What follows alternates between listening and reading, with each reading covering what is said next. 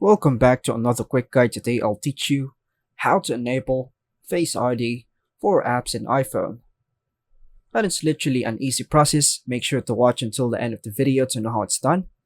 Enabling Face ID for apps on your iPhone is a great way to secure your apps while also making access conveniently. Here's how to enable Face ID for apps. First, open the Settings app on your iPhone. Tap on Face ID and passcode. Now, it will prompt you to use the passcode to open it. Now, once you enter your passcode, there will be a section labeled Other Apps. Tap this to see a list of apps that have requested access to Face ID.